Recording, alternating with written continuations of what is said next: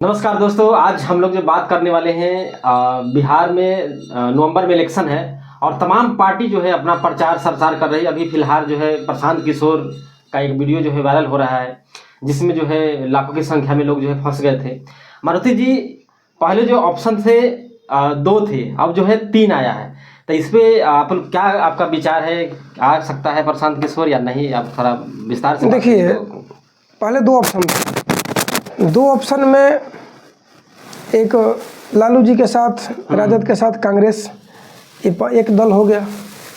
Bharatiya Janata party Nitish ji के साथ में जदयू का 2 पार्टी हो गई और इन्हीं दोनों के बीच में सरकार बन जाती है। सरकार चल रही है और ये अभी से नहीं चल रही है, 1990 के दशक से चल रहा है। हाँ। पहले लालू के सरकार में था, अब नीतीश जी के साथ में सिस्टम है। नीतीश जी 2015 तक देखा जाए, ये जेन्युइन बातें हैं कि 15 तक देखा जाए तो ये बिल्कुल सही थे। हाँ। जो काम ठीक ठाक हुआ था, बिहार गढ़ा में चला गया था बिल्कुल। ये लालू जी के कार्यकाल की बात कर रहा हूँ मैं। नीतीश जी उसको खींच करके ला करके 2015 तक उसको समतल बना दिए थे। मतलब अब आप घर बना सकते हैं, ऐसा वो सिस्टम बन गया था। कोई भी यदि जमीन गढ़ा में होती है तो घर बनाने के लिए पहले मिट्टी का भरपाई करवाना पड़ता है। तो 15 तक इन लोगों ने मिट्टी भरपाई करके उसको गढ़ा से निकाल करके बिल्कुल बराबर समतल खड़ा किया। और 15 के बाद से अभी तक देखा जाए तो कोई खास देखने को नहीं मिला बिहार में कि मतलब लग रहा है कि चलो कुछ हुआ हो। आज के टाइम में बिहार के पास 3 ऑप्शन है। जनसुराज इनका एक मजबूती के साथ जो खड़ा है, बहुत मेहनत किया है जनसुराज।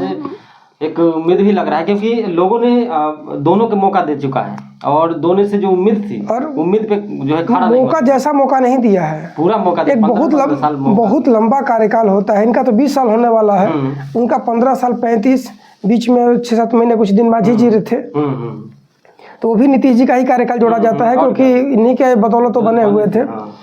तो इतना लंबा कार्यकाल में यदि हम गरीबी रेखा से बाहर निकलना तो दूर की बात है, और गरीबी में चलते जा रहे हैं। आज के टाइम में बिहार अति पिछड़ा में गिनती हो रहा है। सबसे बदतर स्थिति बेरोजगारी में बिहार की है, भुखमरी में बिहार की है। अब कहाँ कहाँ जोड़ा जाए? और ये लोग खाली खोखला दावा बिहार को मिलता है आज तक। अभी पिछले इलेक्शन में मोदी जी गए थे बिहार, 50 लाख दे दूं भाइयों बहनों, चलो 70 दिया, 1 लाख करोड़ दिया, कम लग रहा है, 1.25 लाख करोड़ दे दिया। अब ये बताओ कि 1.25 लाख करोड़ रुपया ये तो बोल के आ गए, आज तक को पैसा मिला बिहार को? नहीं मिला। कुछ मिलेगा वहाँ पे जो, तो खाली उम्मीद से बिहार में विकास होने वाला नहीं है। और जो वादा कर रहे हैं प्रशांत किशोर, यदि ये अपने वादों पे खरा उतरे तो कुछ बात बने। अभी उम्मीद नहीं किया जा सकता है जब तक आंखों न देखा जाए। लेकिन ये भी तो सवाल बहुत सारे लोग करते हैं ना कि जी बस घूमने से थोड़ी होगा। इसमें एक लोग ऐसे तबके लोग हैं जो बोलते हैं ये घूम रहे हैं, घूमने दो, इसका बस घूमने का काम है, बाकी इसको वोट नहीं मिलने वाला है प्रशांत किशोर का। ऐसे लोग बोल, बिल्कुल सही बोल रहे हैं, वो सही बोल रहे हैं। हाँ, पता है क्यों बताइए? क्योंकि हम लोग बिहारी हैं, हमारे जो दिमाग है ना वो अभी भी हम लोग उसी में उलझे हुए हैं। हमार जतिया, हाँ बस यही तो मेन है। हम ब्राह्मण है तो हम ब्राह्मण के दी, वो हिरान हवे तो हिरान के दी है, वो चमरान हवे वो कोहिरान हवे। यह जातिवाद चल रहा है बिहार में और इससे हम बाहर नहीं निकलेंगे, कभी नहीं निकलने वाला। एक पढ़ा लिखा लड़का बिहार में राजनीति कर ही नहीं सकता।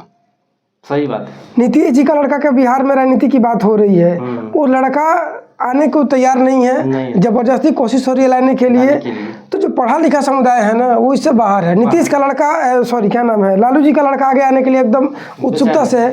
9वां पास लड़का है, उसको पता है कि चपरासी का फॉर्म तो भर नहीं पाऊंगा, तो उसके लिए मजबूरी है पॉलिटिक्स में रहना।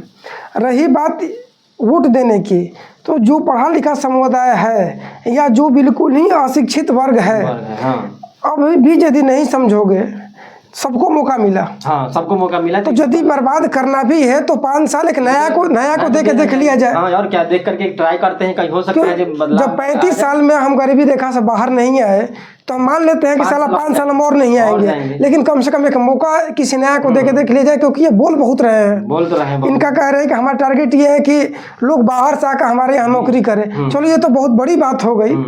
कम से कम जो लोग वहाँ के हैं अभी प्रेजेंट में, उन्हीं लोगों को रोजगार ये 5 साल में दिला दें, बस तो ये अपने आप में बहुत बड़ी कामयाबी हो जाएगी, बहुत बड़ी कामयाबी होगी, जिसकी हम कल्पना भी नहीं कर सकते हैं। बाहर के लोगों को बोलना दूर की बात है, अपने ही राज्य के मिल जाना उतना ही काफी उसमें भी तो बातें हैं। बाहर के लोग मतलब जो बिहार से बाहर के हैं, ये उन लोगों को बुलाने की बात कर रहे हैं। हम 5 साल में उम्मीद ये कर रहे हैं कि जो बिहार के लोग वहां पर हैं, बाहर में नहीं, जैसे हम लोग बाहर के हमें नौकरी कर रहे हैं, इनकी बात नहीं हो रही है। जो बिहार में अभी अस्थायी है, बिहार में जो रोजगार के लिए भटक रहे हैं, यदि उनको रोजगार मिल जाता है बिहार में, तो ये भी 5 साल में बहुत बड़ी कामयाबी होगी। और यदि इनको अगला कार्यकाल मिलता है, तो जो बिहार के लोग बाहर में बेरोजगारी में भटक रहे हैं, उसको जो फिर अपना, तब इसको ये भी अपने आप में बहुत बड़ी कामयाबी होगी। और जो तीसरा टर्म होगा, यदि ये बाहर के लोगों को बुलाने में सक्षम होते हैं, तो ये समझ लेना कि बिहार के लिए अपने आप में एक बहुत बड़ी चुनौती साबित हो जाएगा कि हमने वो मिसाल कायम कर दिया जो कभी कोई सोचा भी नहीं था, कि बिहार भी बाहर के लोगों को बुला करके अपने यहाँ रोजगार देगा। तो तमाम आप लोग से यही अनुरोध है कि आप लोग जो दर दर जो भटक रहे हैं, दूसरे राज्य में जाते हैं, तो 5 साल जो है प्रशांत किशोर के एक बार मिलना चाहिए। और बिल्कुल, क्योंकि पूर्ण बहुमत में मिलना चाहिए। ये नहीं कि 10 को 20 को सीट जीत गए तो विपक्ष में बैठ करके कोई कुछ नहीं बिगाड़ सकता। इंटरव्यू देखा था प्रशांत किशोर बोला, जो बार 2-4 आएगा तो कोई वो नहीं है, मैं फिर 29 के लिए भी मैं तैयारी करूंगा। लेकिन अब यही है कि जातिवादी सरकार यदि पूर्ण बहुमत में नहीं बना, तो कोई मतलब नहीं बनता। या तो देना है तो पूरा दो, नहीं देना है तो पूरे मत दो। लेकिन बिहार के जनता के ऊपर 16 आना भरोसा नहीं हो रहा, क्योंकि वहाँ पढ़े लिखे लोग, हमारे यहाँ बक्सर का देखा जाए तो मिथिलेश तिवारी जो बीजेपी के हैं, क्रिमिनल माइंडेड आदमी है वो, उनको बीच में उनके ऊपर केस चल रहा था, और वहाँ भी विधानसभा चुनाव हारे थे, यहाँ इनको पार्टी ने लोकसभा का सीट दे दिया।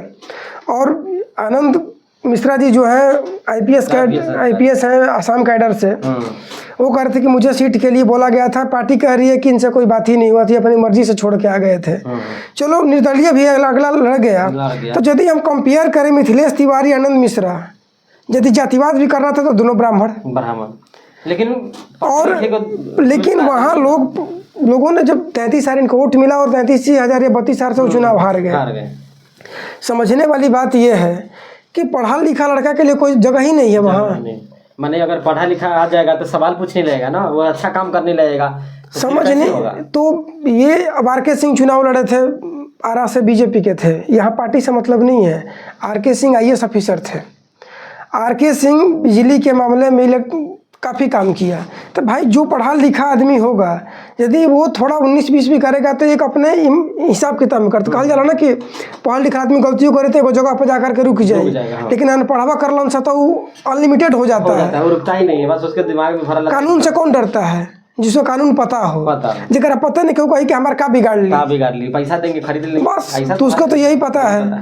तो बिहार की जनता से नम्र निवेदन है कि आपने 15 साल लालू जी को दिया, 20 साल नीतीश जी को दिया, तो 5 साल इनको भी दिया जाए। प्रशांत किशोर के 5 साल दे करके देखते हैं, ट्राई करके देखते हैं क्या करते हैं, और पूर्ण बहुमत में दिया जाए एक बार, अब की बार प्रशांत किशोर। फिर मित्रों के साथ जय हिंद, जय भारत।